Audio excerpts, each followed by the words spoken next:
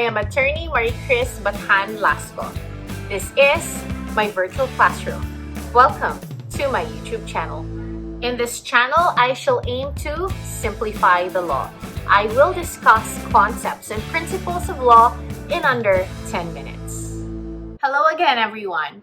So in the previous videos, we have already talked about who are the incorporators, who are stockholders. We even also talked about the board of directors or trustees and the role they play in a corporation. Now, we also have what we call the corporate officers in a corporation. In this video, I would like to talk about the corporate officers. What role do they play in your corporation? So this video is going to be about them. In another video, I have discussed the role that the board of directors or trustees play in a corporation. I will put the link up there.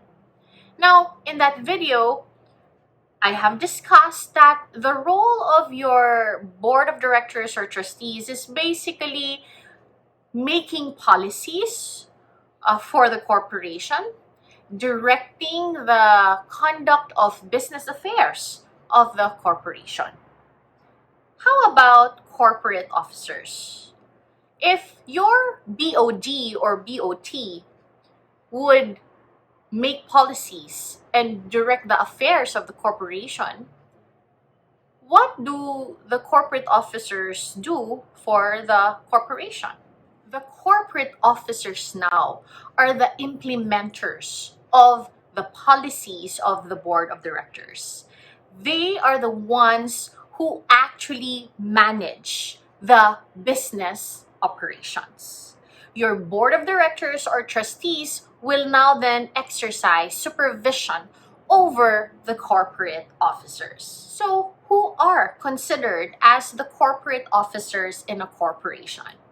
You can actually find that in Section 24 of your revised corporation code. Section 24 enumerates who are considered as corporate officers in your corporation code. Who are these officers? Let's read Section 24 to find out who are these corporate officers as provided for under your law. It says, immediately after their election, the directors of a corporation must formally organize and elect A president who must be a director, B, a treasurer must be a resident, C, a secretary who must be a citizen and resident of the Philippines, and D, such other officers as may be provided in the bylaws. If the corporation is vested with public interest, the board shall also elect a compliance officer. The same person may hold two or more positions concurrently, except that no one shall act as president and secretary or as president and treasurer at the same time, unless otherwise allowed in this code.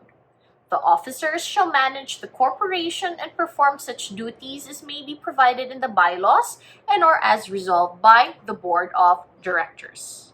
So under Section 24, you see there the following corporate officers: the president, the secretary, the treasurer, and for corporations vested with public interest, you have the compliance officer. Now, is this list exclusive? No, it is not exclusive, because in that same provision, the law also tells you that your corporation can actually create other corporate officer positions, so long as they provide it in the bylaws. In other words, a corporation's corporate officers is not limited to the four that we have mentioned. Your corporation, again, as I've mentioned, can create other positions, so long as it is stated in the bylaws. Now, can the corporation create other positions but not put it in the bylaws? The answer also is still yes. But what is the difference now? You have a position created by the bylaws or created by the board of directors and also stated in the bylaws, and other positions created but you do not see them in the bylaws. What is the difference between the two?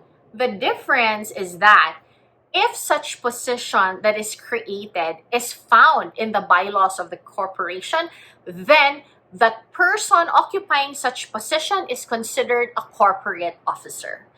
If a position is created and it's not found in the bylaws, that the person rather who is occupying such position is not considered as a corporate officer, regardless of whether that position is considered a high-ranking position. So supposing the position is vice president for marketing. That is clearly a high-ranking position. Does that automatically mean that because you occupy a high-ranking position that you are now considered a corporate officer? Not necessarily. You will know if he is a corporate officer if it is stated in the bylaws. If such position has been created and provided for in the bylaws. In other words, even if you are occupying the position of vice president for marketing, even if you are considered a high-ranking officer, you are not necessarily a corporate officer, especially if that position is not found in the bylaws. You are merely considered a high-ranking employee, but not a corporate officer. Now, why is it important to determine whether a person occupying a high-ranking position is merely an employee or a corporate officer? It is important to determine whether a person occupying a high-ranking position is a corporate officer or not, because this can affect which body may have jurisdiction over disputes on the termination of such individual. What do I mean by this? I'll give you an example. If a high-ranking individual in a company is terminated and such individual is the president, and the president is clearly a corporate officer because it is so provided in your revised corporation code. So if your president gets removed, if the president is not agreeable to such removal, then such becomes a controversy. And this is now an intra-corporate controversy. The jurisdiction over such is lodged with your regular courts. If, however, the removal or termination involves another high-ranking officer of the company, let's say, for example, your vice president, but the vice president is not among the positions that is provided for in the bylaws of the corporation. And the vice president as well is not provided for in your revised corporation code.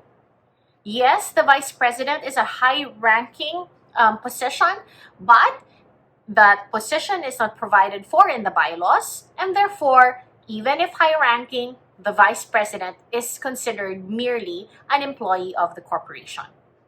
If the vice president is terminated and he is not agreeable to the termination, he can lodge his complaint not before the regular courts, but before the NLRC, because the NLRC has jurisdiction over termination disputes of employees. So that is the reason why it's important to determine whether a person occupying a high position is in fact a corporate officer or just a high-ranking employee. Another question: who elects the corporate officers? Your Section 24 actually answers this question. The first line of Section 24 states, immediately after their election, the directors of a corporation must formally organize and elect. And then there is an enumeration of the corporate officers as provided for in your revised corporation code. So it is your board of directors who actually elects your corporate officers. because after they get elected into the board, they will have to immediately elect also the corporate officers. Now, how long will the corporate officers serve as such? What is their term of office? Your corporation code does not actually state for how long they will have to serve as such corporate officers. So how do we know then how long they will stay as such corporate officers? You actually go back again to that first sentence in Section 24. Since it is your directors, after being elected into the board, that they are the ones who would elect right after they are elected, you now have to remember what is the term of office for directors and what is the term of office for trustees.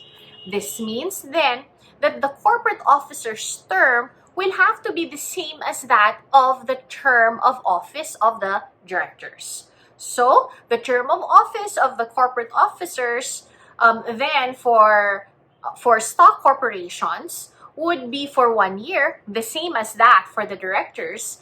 And for corporate officers for non-stock corporations, that would be a term of not exceeding 3 years. Again, because your trustees are also given that term of office under your revised corporation code. Of course, there may be another term of office as may be decided by the corporation, but it should be provided for in the bylaws. Now, if you are a corporate officer, can you hold 2 or more positions, both positions being considered as corporate officer positions? The answer is actually yes. The law does not prohibit a person from occupying 2 or more positions. There are, however, exceptions.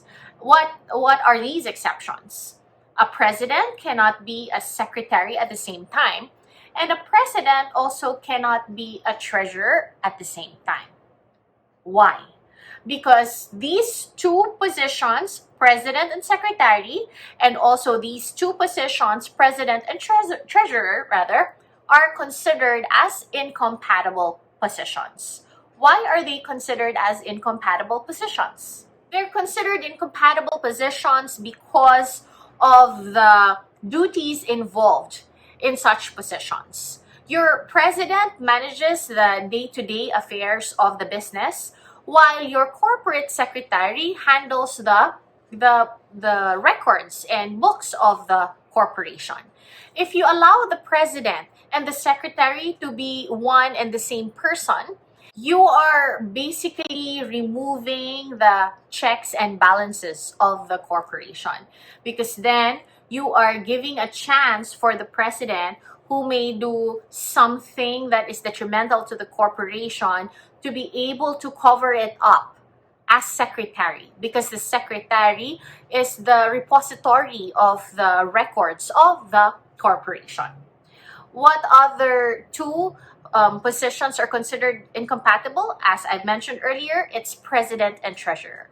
Why are they incompatible? Because again, the president manages the day-to-day affairs of the corporation, and the treasurer is the keeper of the funds of the corporation. Again, if you allow that a person will become president and treasurer at the same time, again, you are removing the checks and balances, because you're now allowing a person who manages the affairs of the business to easily have access to the funds of the business. And this may be detrimental, to the corporation.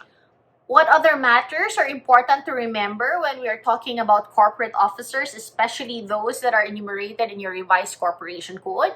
You have to remember that the president to be elected must also be a director. Why? Why is it necessary that the president must be a director? Remember that a director must have at least a share of stock in a corporation. He must be a holder of at least a share of stock, meaning he has a stake in the business.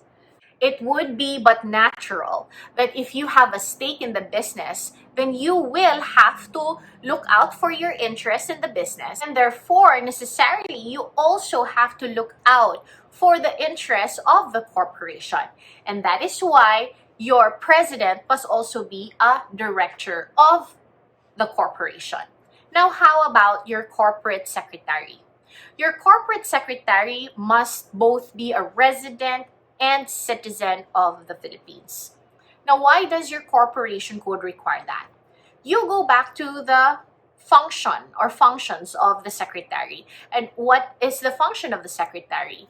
He or she takes the minutes of meetings. He or she is the repository of all the records of the corporation. So, being so, it is important that your corporate secretary is reachable, that your corporate secretary is a resident and citizen of the Philippines. How about your treasurer? Your treasurer, according to the revised corporation code, must be a resident of the Philippines. Why so? Why must he be a resident? Remember again the function of the treasurer. He is the keeper of the funds. He must therefore be a resident, because if we were to allow treasurers to be non-residents, then it may be possible that the treasurer will get funds from the corporation and make it unreachable for the corporation. And the corporation now will have difficulty getting it back because he is a non-resident. So to avoid that unfortunate scenario, the revised corporation code has made it a requirement that the treasurer must be a resident of the Philippines. So those are actually the important matters that you must remember under Section 24 of your revised corporation code on corporate officers. I hope you have learned something again from this video, and I will see you in the next. So, if you find this video helpful, please click like, subscribe, and that notification bell so that you will be notified of new video uploads. Thank you for watching. See you next time in MBL Classroom.